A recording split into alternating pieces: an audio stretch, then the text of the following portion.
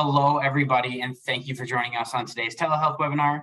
My name is Caleb Lozinski, Program Coordinator with the National Rural Health Resource Center, which is providing today's webinar. The webinar today is being recorded and will be posted to our website, which I will send out after the conclusion of next week's webinar in an email. Please connect your feature by selecting the camera icon in the lower left corner of your screen. Your audio is muted by default to avoid background noise and feedback, so please remain muted unless you have a question. To unmute your line, please select the microphone icon in the lower left corner of your screen. If you dialed in, press *6 to unmute your line. You can also communicate through the chat box, which is located in the bottom ribbon in the middle of your screen.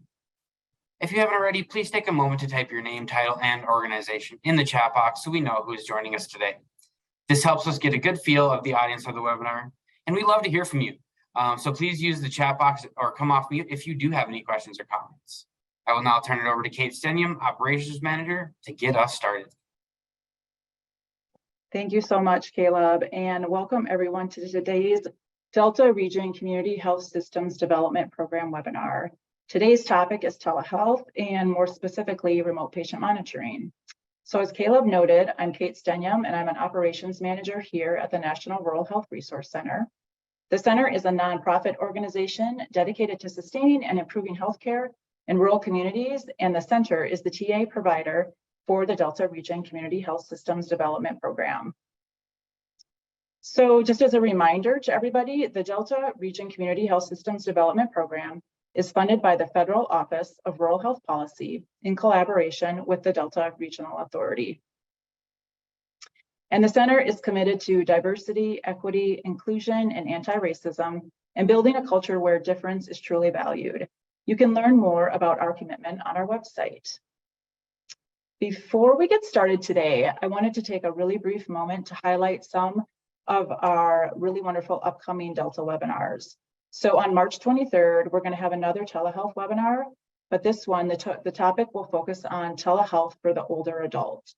And then on March 30th, Clark Conover from HRSA's Bureau of Health Workforce will be joining us for a webinar on the National Health Service Corps. So during this webinar, Clark will outline how to apply to become an NHSC site. We'll discuss loan repayment and scholarship programs, as well as the 2023 NHSS new site application cycle. And then our project officer from the Federal Office of Rural Health Policy, who is Suzanne Snyder, she's going to join us for a two-part series in April. The session on April 5th will cover FORHP programs that could serve your rural residents. And the session on April 12th will walk through federal grants, including how to search for them, what makes for a successful grant application, understanding NOFOs, which is a notice of funding opportunity, and there will also be time for question and answer with Suzanne present. So to jump into today's session though, as I introduce today's speakers, we will be pulling up some polling questions. These polling questions really help measure the knowledge gained on today's session. So we ask that you take a quick moment to fill out that poll. And today we've brought in two amazing Delta cohort members to share their experience. Vicki Brown is from Pinckneyville Community Hospital. Pinckneyville was part of cohort 2019, and Cheryl Adams is part of Sparta Community Hospital, and Sparta was also part of cohort 2019. So Vicki is the Wellness Center Operations Manager at Pinckneyville Community Hospital. She oversees the day-to-day operations of the Wellness Center, which houses physical, occupational, and speech therapies, as well as fitness, cardio rehab, and sleep study. Vicki also develops and implements new programs and services for her hospital. In her 3 years at Pinckneyville, she has launched a telehealth endocrinology clinic, developed a behavioral health program for the hospital's rural health clinic, and most recently developed and launched a remote patient monitoring program. Vicki has been in healthcare for 31 years, and she spent the first 25 years of her career in a clinical position performing physical therapy in various healthcare settings, where I also just learned that she worked with Cheryl during that time at Sparta. So she has since attained her bachelor's degree in healthcare management and a master's of health administration. And while at school and shortly after graduating with her master's degree, she had 2 research articles published. She currently serves on the executive board of the Illinois Rural Health Association and works with the Illinois Critical Access Hospital Network, or ICANN, with a work group there to provide education about post-COVID long haul syndrome. Cheryl is an RN, BSN, and has her MBA, and she also has 44 years of clinical nursing and healthcare executive experience. Cheryl has been the administrator of at-home healthcare of Sparta Community Hospital since its inception in 1996. Cheryl is responsible for developing, implementing, and sustaining the business plan for the hospital-based home health agency known as At-Home Healthcare. The agency under her direction has a history of multiple deficiency-free surveys, a reduction in acute care hospitalization rates, improved patient satisfaction, and the implementation of a telehealth program. Cheryl is also credentialed as a home health ICD-10 OASIS specialist and a home health case manager. She's committed to having a voice for the home care industry and the people that are served. She also feels it's very important that organizations look at the safe transition of care of their patients and reduce readmissions to the ER visits. So we are going to start today's session with Vicki's presentation. So Vicki, I'm going to turn things over to you to get started. So my name is Vicki Brown. I'm going to talk to you today about how I went about developing a remote patient monitoring program for Peatneyville Community Hospital and the implementation process that took place. Next slide, please. Just a disclaimer, this presentation is for informational purposes only. It does not constitute medical, legal, regulatory compliance, or reimbursement advice, nor is it intended to establish a standard of care. Please consult with professionals in these areas if you have questions related to implementation within your organization. The views expressed in this presentation are those of the speaker and not necessarily those of the Delta Region Community Health Systems Development. Next, please. So some of my objectives that I'm going to address today is the origin of the program, kind of where the idea started, and then determining the need for the remote patient monitoring program within our community. Then I will talk about a feasibility study that I did with the help of Huron Consultation, the development of the workflow for the remote patient monitoring program, kind of where it fit in with the current programs that we added it to. I will talk to you about the system selection process, and then go into onboarding with our vendor that we chose. And finally, like any program, there was a lot of challenges to the development and implementation of this program. So I will tell you a little bit more about that. So Peatneyville Community Hospital already had some telemedicine services in place, thanks to some grant funding. We use telemedicine within our emergency department for neurology consults, pediatric consults, as well as behavioral health consultations. During the height of the pandemic, telemedicine kind of came to the forefront, and it was used on our COVID unit so that our physicians could consult with the patients via the nurse practitioner in the room with the patient, and the physician would not have to be in the room, thus eliminating any chances of exposure. They also used telemedicine within our rural health clinic during the height of COVID so that patients did not have to come into the clinic to be seen by our providers. I had already implemented a telehealth program for our specialty clinic of endocrinology. At the time when I developed that endocrinology, we were partnered with SIU Medicine, and we had an endocrinologist that came here 1 week out of the month and then did telehealth services another week out of the month. Since then, she has stopped coming to our hospital, so we only do the telemedicine services for that. So all of these services had been developed, and the chief operating officer here at Peatneyville approached me with the idea of expanding our telemedicine services. What else could we do to help our patients? And we talked about a lot of different ideas that included teledermatology, telepsych, pediatric cardiology, and I suggested maybe we look at some of our hospital metrics to see where we needed to improve. And one of those areas that really needed to have some improvement was our readmission rate, specifically for CHF patients. Next slide, please. Looking at our hospital metrics, Peatneyville Community Hospital had a readmission rate overall in 2021 of 10.8%. Specifically, our CHF readmission rate in 2021 was 12.5%, with our average length of stay for CHF specific at 3.67 days. I also took a look at our most recent community health needs assessment for Perry County, Illinois. It ranked heart disease as one of the top 3 priorities of the county. So based on that and the data and survey results that they collected, they put heart disease as a top priority, and therefore any community partners that could help improve these outcomes would be very beneficial. So I looked at specifically at their CHNA, and the Perry County residents have a heart disease rate at 32%, which is higher than the state and national averages. Looking at different studies, I discovered that remote patient monitoring could definitely benefit these patients and in reducing our readmission rate and even utilization of the ED. Next, please. So then I met with representatives from Huron, and we got to work on a remote patient monitoring feasibility study to see if it was even possible for us to add it here at our hospital. Administration here at the hospital had already given me the green light. So we had to establish where remote patient monitoring would fit in.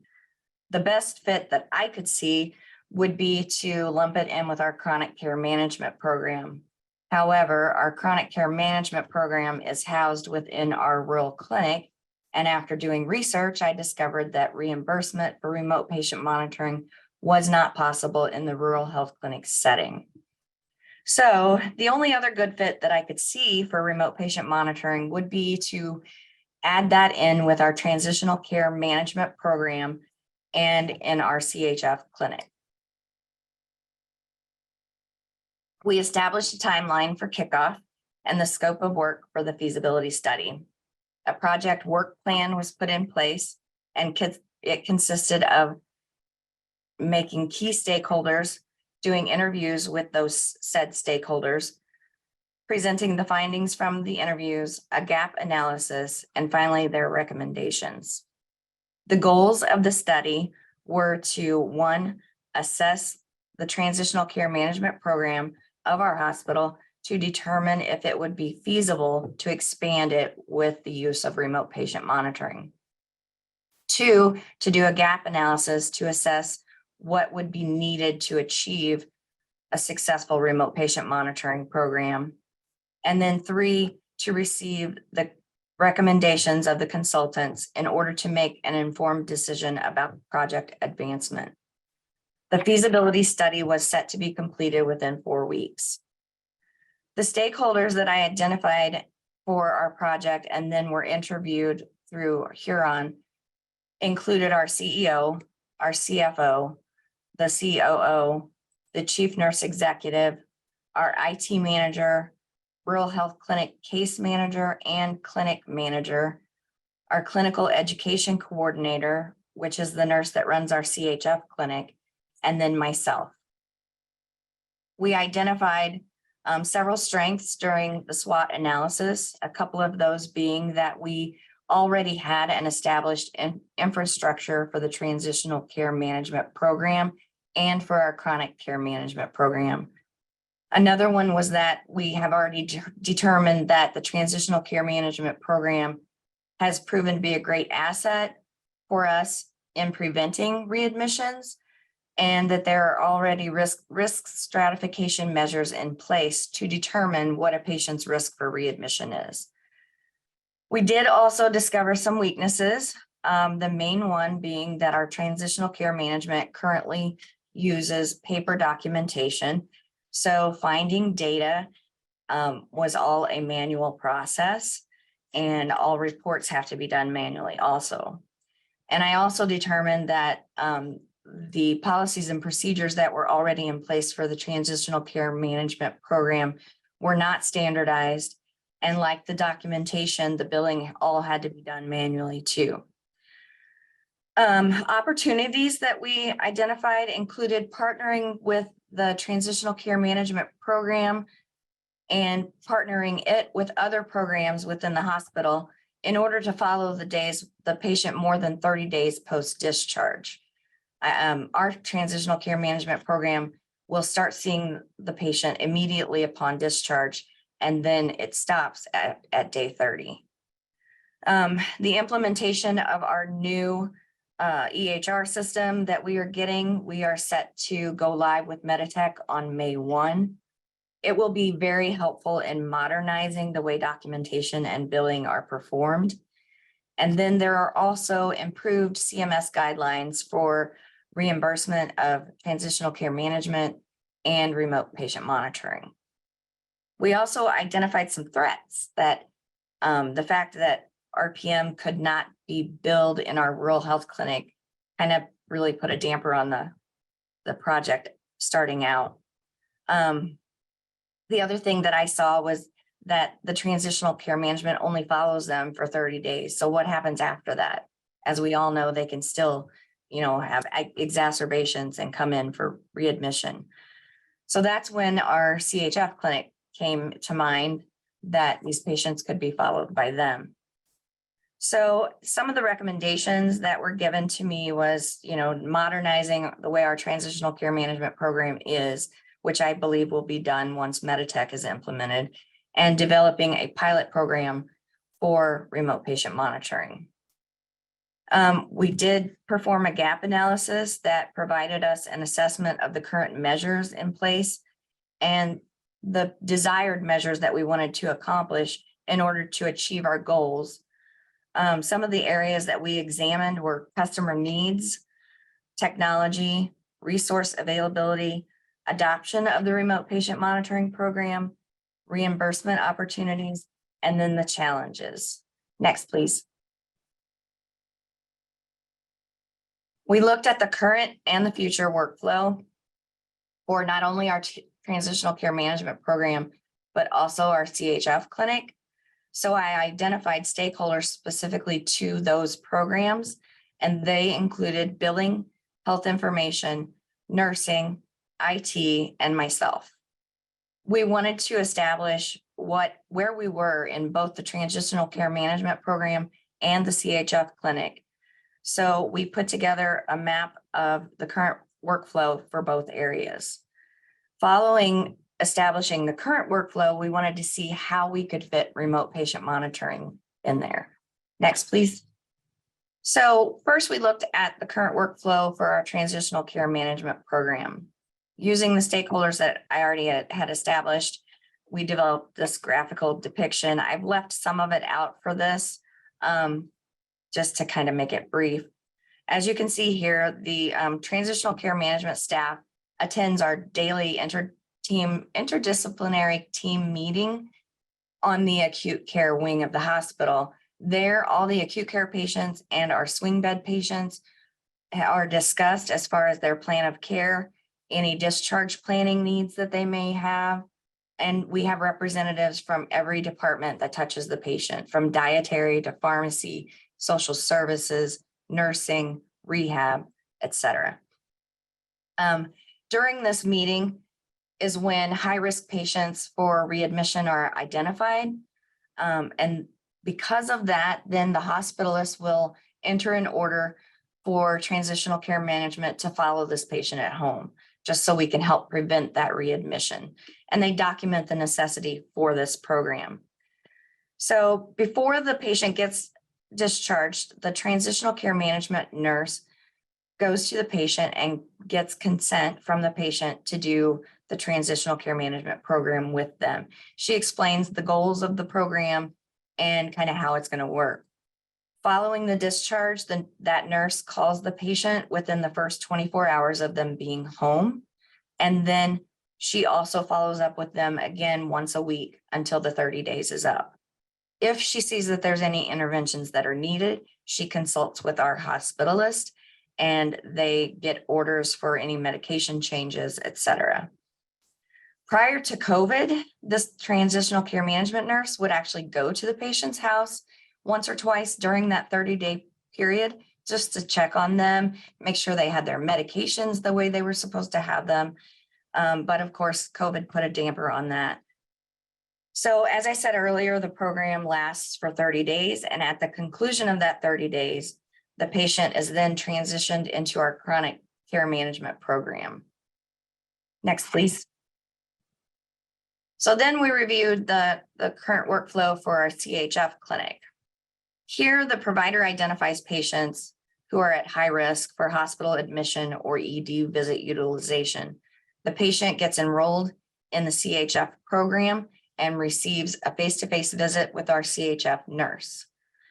At that visit, the nurse educates the patient on self-monitoring tools and self-management of their chronic condition.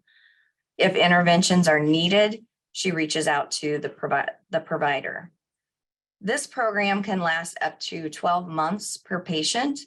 Sometimes they can be discharged earlier if they, really get management under control of their disease. And sometimes it can go longer than 12 months. So knowing the typical workflow of these two programs allowed us to see where we could put the RPM in our future workflow. So next, please. So adding remote patient monitoring to our transitional care management program would be pretty simple. The hospitalist would write the order for transitional care management and then would write another order for remote patient monitoring upon discharge. Once the orders are written, then the transitional care management nurse would go to the patient. She would get consent not only for the transitional care management, but also for the remote patient monitoring. Once she procures consent, she would then issue the patient the remote patient monitoring kit, explain to them how to use it, get it activated, and educate them in the goals of the program and kind of our expectations of the patient for the program. The transitional care management nurse would then follow that patient for those 30 days and would also monitor their vital signs through the remote patient monitoring equipment. Once the 30 days is met, again, if she feels that the patient would continue to benefit from the remote patient monitoring program, she would then transition them into our CHF clinic program. Next, please. So in our CHF clinic, there's a couple different scenarios that could happen. It could be an existing patient that we're already seeing in the CHF clinic that, we think needs to better manage their condition and kind of have some oversight in that. Or it could be that a physician refers a patient to the CHF clinic and also adds the remote patient monitoring to that. So our CHF clinic nurse would then get consent for the patient to be enrolled in the remote patient monitoring and or the clinic, and would issue the kit to the patient, activate the kit for the patient, and educate them in how to use it. And again, our expectations for the program. Then that nurse would then monitor the vital signs daily and would perform at least a weekly phone call, video call, or even text with patient. In order to bill, we have to do at least a phone call or video call, but communication could occur through text messaging. She also has to document on the findings from observing the vital signs for at least 16 days out of the month in order to bill for the service. We would also then have the billing department would then enter the charges at the end of the month based on the qualifying CPT codes. So after we decided that this whole thing was going to be possible, then came system selection. And I was very fortunate that I had Huron consultation to help me in the system selection process. We looked at 3 different vendors, and things that we were interested in looking at were the types of devices that they offered, the connectivity of the devices, and whether they had bidirectional integration with Meditech, since Meditech is going to be our new EHR. And then I also was interested in knowing if they had clinical support. So vendor A offered communication through a cell phone app, and the equipment could be connected via Wi-Fi, Bluetooth, or cellular. They did offer integration with Meditech and an online platform for clinicians to monitor the data. And it also tracked clinician time. However, they had no reminders for the patient and no education materials available for the patient. Vendor B had no integration with Meditech whatsoever. The patient would only get the monitoring equipment. It did not come with any tablet or phone or an app you use on your phone.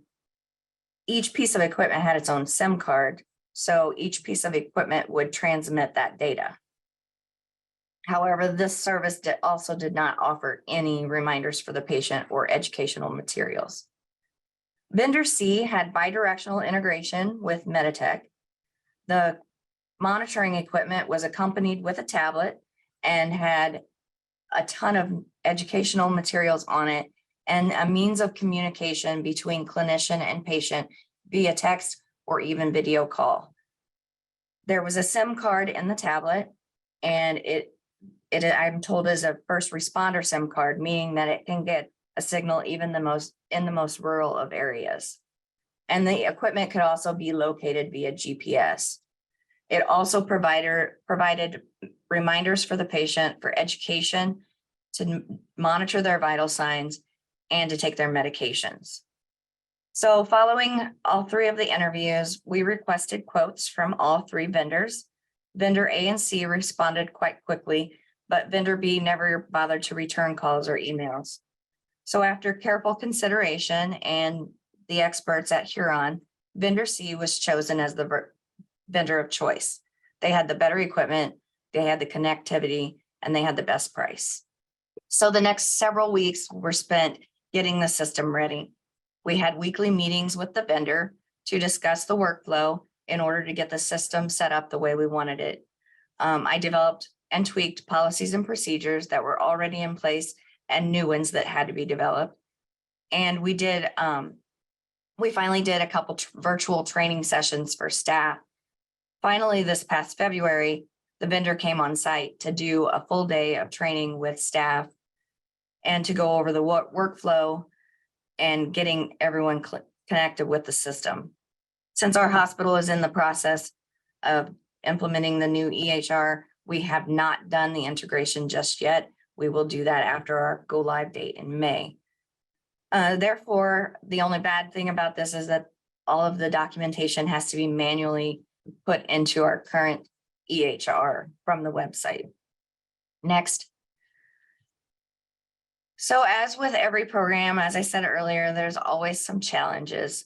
The biggest challenge that I had through this whole project was staff availability.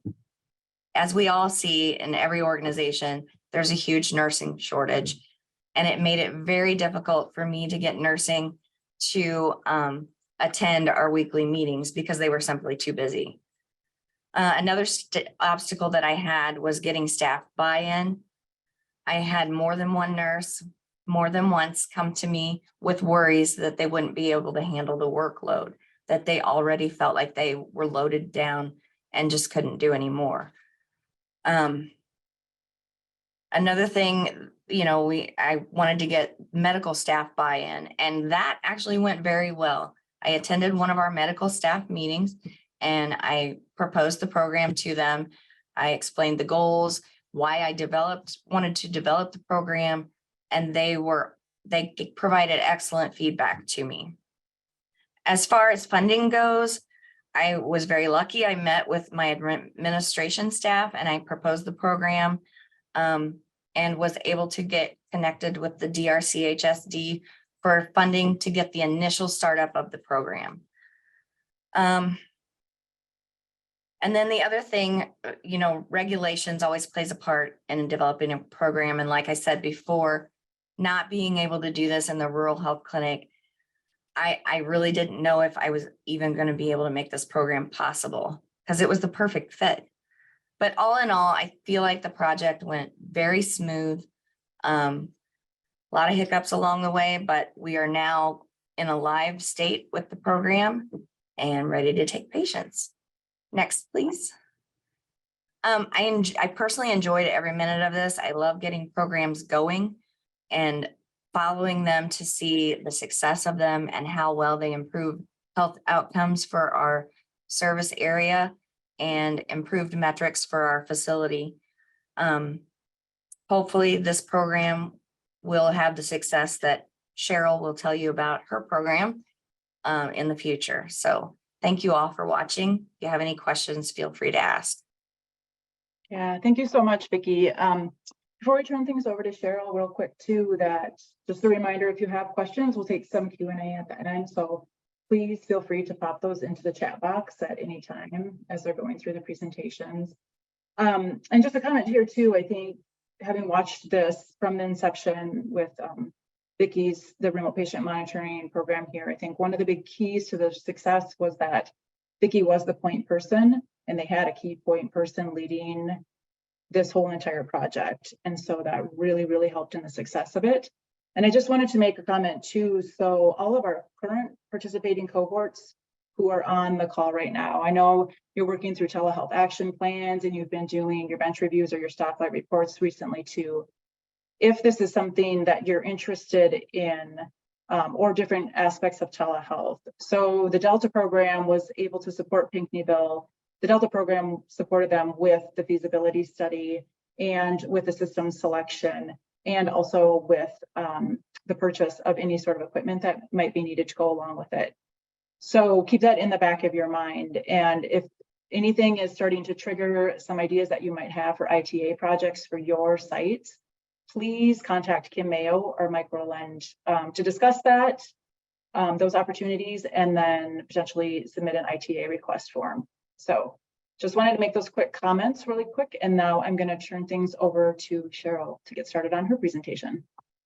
So I come at this in looking at rehospitalizations, reducing ER visits at a different place in the healthcare arena as we look at the post-acute side. And it's very challenging when you look at the home care world and contributing to the hospitals as far as how we can help them to, first of all, keep their rehospitalization rates low, their unnecessary ER visits low, but it also affects home care in our own reimbursement in value-based purchasing, which is what home care is currently looking at for implementation. We started this year with data collection, and then next year we will actually be paid based off of value-based purchasing in the home care arena. Next slide. So as we look at home healthcare, we are a service of Sparta Community Hospital. We are not for profit, and we actually service an area of about 35 miles of Sparta, Illinois. Which means that we cover portions of 5 counties. And that sounds like a large area, and sometimes it feels like it's a large area, but being rural, we're kind of all squished together. We're ranked as top performers in the Home Health Compare, and we're also recognized by FOSI for our patient satisfaction as being in the top 20 for patient satisfaction across the US. Next slide. When we started our journey, and our journey has been going on for years, in fact, Vicki was a part of our journey, we had an acute care hospitalization rate of 17.4, and actually before that it had been up to 23, so we'd already implemented some changes, but our ER visit rate was at 23%. And a lot of our problems when we did a analysis was the fact that we had frequent calls on the weekend regarding questions or problems regarding their care, or medication problems, or even supply problems. When we looked at it, we had to look for solutions from outside of the hospital environment so that we could actually optimize patient health and the experience across the continuum. But we also needed to build a high-performance win-win partnerships with the providers and the patients' families.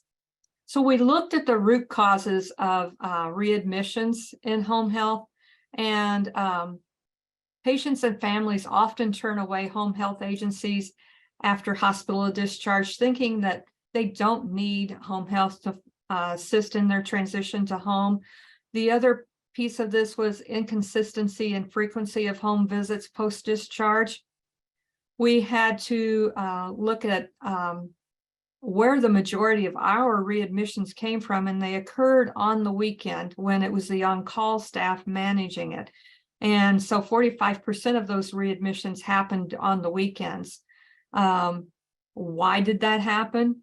Well, the families or patients decided that they didn't want to bother home health, that they would immediately take the patients to the hospital or to the emergency room. So the other problem was, as I said, because they made those decisions, they were not communicating the red flags to the home health agency that would indicate that there's a problem that we could address and prevent that visit. Again, as I said, the ER is an easy place for families to take their loved ones. Having lack of medical knowledge and being concerned for their loved ones' well-being, they think that the ER is the best place to go. One of the other problems that we saw was medication management. Many times there was a lack of knowledge of medication management. And if you look at the aging population, one of the largest causes of readmissions for patients or even hospitalizations for patients is mismanagement of medications. They have medicines from 3 or 4 different providers. Not one provider looks at the whole picture of what's going on with those patients. So you end up with adverse reactions to the medications that they were taking, and also on how they were supposed to be taking them. One other problem that we had was that sometimes physicians were not responsive when the agency would call with questions or concerns.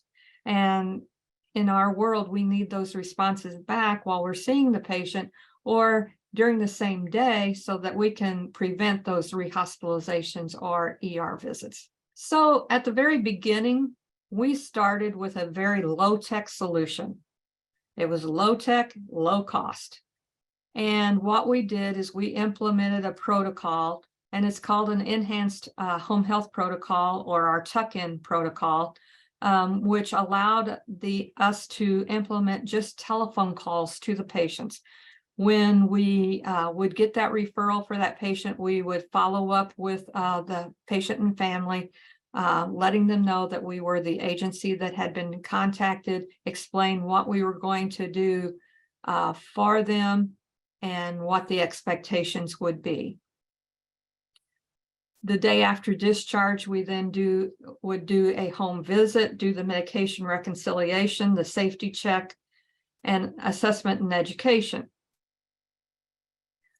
After that, within the same week, if it was early in the week that the patient was started, then we would do what we called a tuck-in phone call. And these tuck-in phone calls would identify red flags and would allow us to schedule the next home visit. Then the next home visit would be done on the weekend that they got home, so that we could, again, make sure that everything is flowing and the patient is adjusting to transitioning to the home versus being in the hospital and not having any problems. In week 2, the timeline was the same. We had a home visit with medication, compliance, vitals, well-being assessment, and there was always a minimum of 1 home visit. Then we would do a tuck-in phone call on the end of the week, and we ended up changing this to Thursday or Friday to, again, address any questions, discuss schedules for their next home visits. And then we would also, the second weekend that they were home, we would make a phone call or televisit with them to make sure, again, med compliance, vitals, well-being assessment. And then we would also add additional home health visits as needed. Again, what's a tuck-in phone call? It's a call to the patient shortly after admission, weekly on Thursday or Friday. Do they have all, and this was all scripted, do they have all the necessary supplies that they needed? Did they have their medications that they needed? Were they having any problems or questions regarding their medications? For those patients that were congestive heart failure patients or wound patients, we would address those problems along with increased pain, wound issues, shortness of breath, weight increases. And we always remind them that there's a nurse on call 24 hours a day, 7 days a week, and make sure that they have their after hours number for any concerns that they had. Next, please. We did a lot of advertisement and marketing of this new approach. And this is just an example of what we published, not only on our website, but also in social media and also in the papers, so that people knew what set us apart from other agencies. And that was really important to us because we wanted to maintain that high patient satisfaction, but we also wanted to grow our business. What happened then was that clinicians were assigned to the telephone calls. And initially, we only had nursing doing those telephone calls. But at this point, we have our entire disciplinary team doing telephone calls for patients, including our therapies. And they document the phone calls as the clinician talks with the patient or the caregivers. And again, as I said before, there's a protocol in our documentation for a script that they follow, so that we can also make sure that that's documented. It gives us an opportunity to document physician follow-up visits that they may have or appointments, so that we can adjust their schedule. Again, enhancing that patient satisfaction, but also making them aware that we are here, and we're here 24 hours a day, 7 days a week, to prevent those rehospitalization stays or ER visits. So we implemented a telehealth solution or a remote patient monitoring solution. And that gave us the opportunity to monitor their cardiopulmonary status, their blood pressure, their pulse, their oxygen saturation, their weight. And we added peak flow later. And also we were able to implement blood glucose monitoring as we try to address high hemoglobin A1Cs. All of this information is collected, as Vicki mentioned, it's collected on devices that are left in the home, and then it is brought back to our EMR. The diagnoses that we targeted were COPD, CHF, our CABG patients, or those bypass patients, and our diabetic patients. We also evaluated their risk for rehospitalization. In home care, we have to do a hospitalization risk assessment on admission, at follow-up, and at discharge, to make sure that we were addressing that. So this gave us a good opportunity. We already had a means of addressing and assessing rehospitalization and what risks they were, and to set up a care plan protocol for what we would do at that point. When we manage our telehealth, again, we have a consent or an agreement with the patient or the caregivers for our remote patient monitoring. The devices were deployed by the second visit. Patients and families were educated on the use. A care plan was developed with parameters and frequency of how often they should be doing their monitoring. And what the parameters did was it would then give us alerts in our EMR, so that we knew that that patient was having problems that needed to be addressed. Each time, as I said before, each time the patient takes a reading, it appears in our EMR under a managed telehealth task, and then those alerts are managed. We were very fortunate in the fact that our EMR, which is Meditech Home Care, had the ability to integrate all of this through our telehealth solution that we had.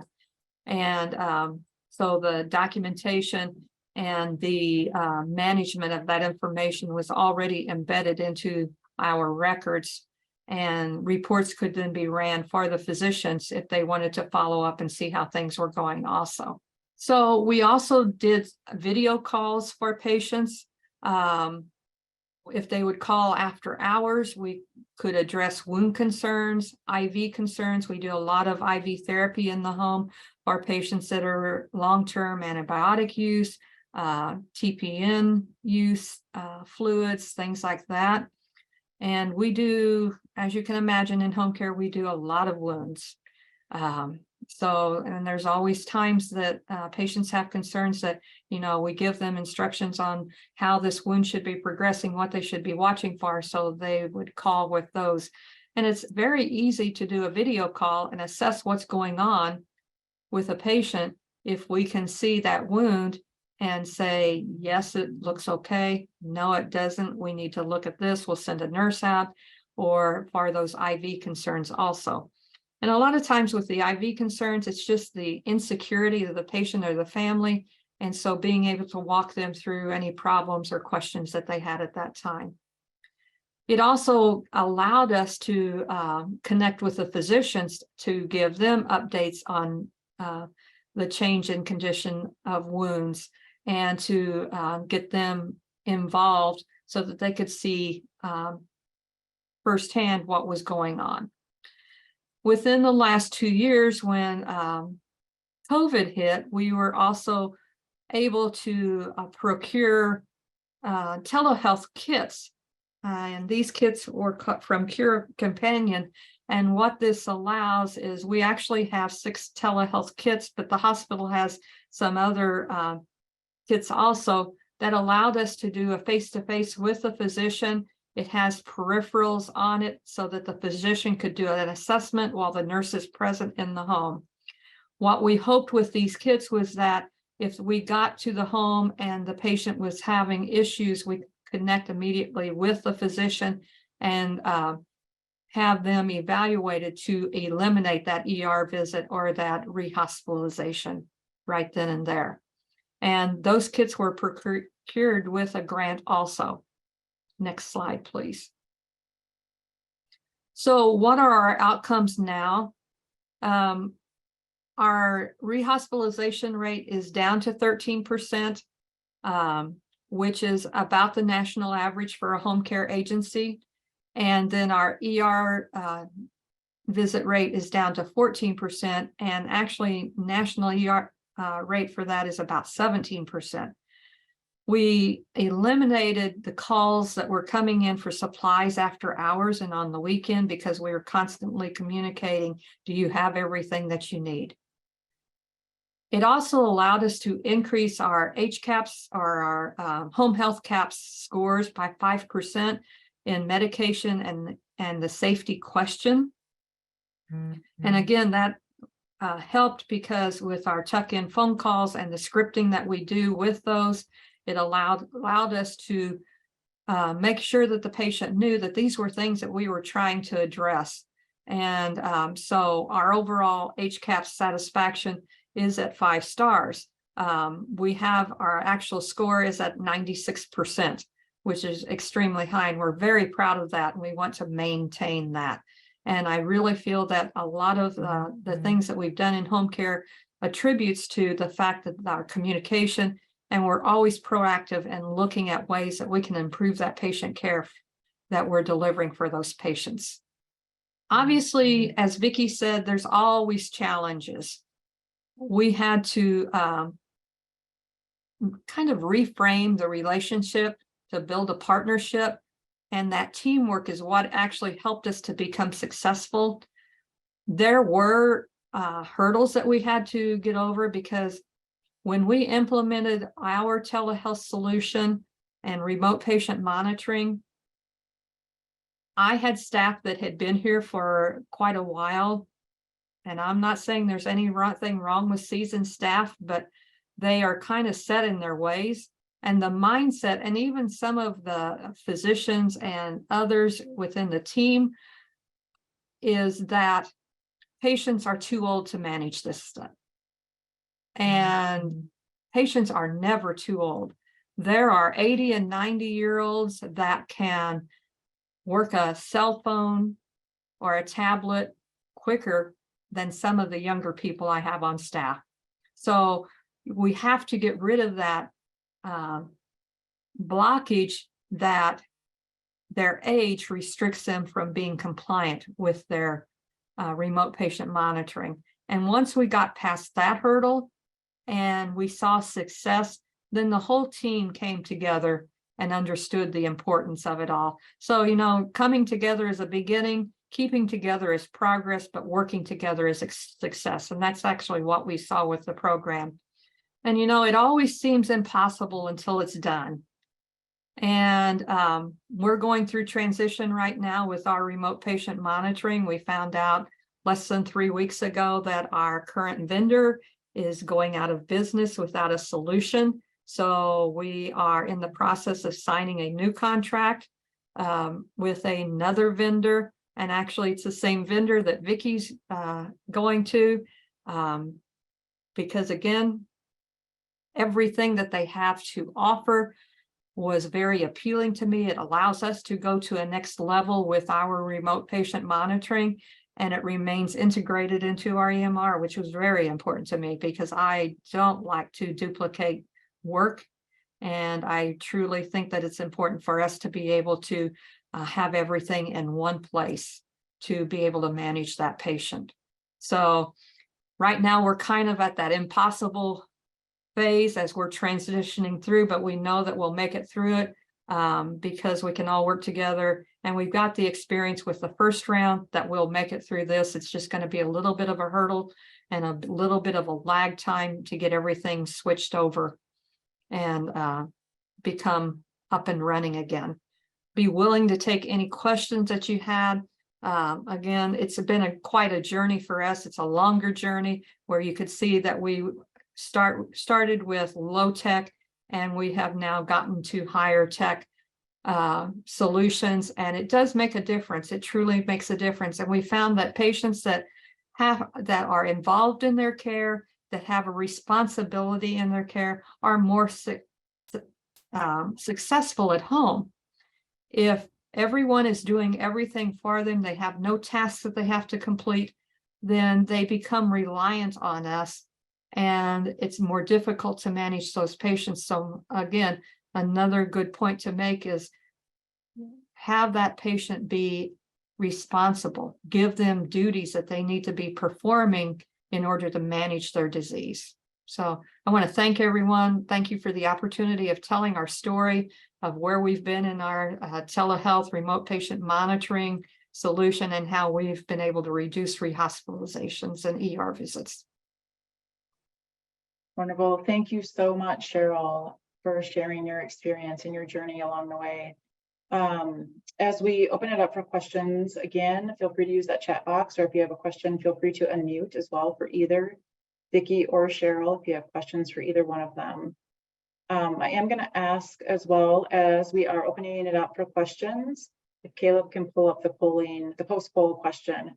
Again, if you could take just a quick second to fill out that quick poll, that would be wonderful. It helps us measure our knowledge gain on today's session and helps us evaluate the educational webinars that we provide. So again, use that chat box or unmute. I do just want to point out too that Cheryl, you did a perfect lead into our telehealth webinar that we're doing next week, because the telehealth webinar that we're doing next week is telehealth for the older adult. And your comment on how, hearing from some of the providers that the patients are too old to deal with that technology, and that's just a myth, and that they're embracing it and doing really well. We're going to get into a lot more of discussion in the weeds around that with the speaker next week, of debunking a lot of the thoughts that people have utilizing technology with the older adult population. So it was a perfect lead in, and I hope you can all join us for that one next week. So any questions? They both shared so much wonderful information, and I know there's been quite a few sites in the Delta program who have been thinking through potentially moving into more of the remote patient monitoring arena. So any questions from anyone? So it looks like there is something popped in the chat box. Cheryl, first of all, kudos to the outcomes. Those are incredible results. Agreed. I have a question regarding medication management and reconciliation. Does your state require a licensed pharmacist to perform this task, or does licensure allow for LPN, RN to perform within their scope? In the home care arena, the RN is the one responsible for that reconciliation and communication with the physician and the pharmacy. So that's in home care licensing. So I only hope that we get as good a results from our program as Cheryl has seen with hers. Not only with reducing our readmission rates, but improving health outcomes, patient satisfaction, and self-management. Yeah, thank you, Vicki. And I do want to give another plug here as well. If you do have a telehealth program that you're thinking of implementing, but you're on the fence of whether or not it would be feasible for your organization, as a reminder, the Delta program can help you with a feasibility study to help you make that decision. So please reach out to either Kim Mayo or Mike Rowland if you're interested in a feasibility study, or any of the other components as well, a telehealth workflow, a system selection, or if you need help with billing and coding around telehealth, we can bring Forbes in to help you with that. They can help you work through, Kim or Mike can help you with those discussions, and also submitting that ITA request form. So I don't see any more questions popping up, and I know we're almost at the top of the hour, so I just wanted to do a huge thank you to Vicki and Cheryl for taking your time today to present. We know how incredibly busy you are and how incredibly busy everybody is, so we really appreciate this peer sharing time. To all the participants, thank you for your time today as well, and we really look forward to seeing all of you hopefully on the telehealth webinar next Thursday. And again, that topic is on telehealth utilization for the older adults. So thank you, and I hope everyone has a wonderful rest of your Thursday.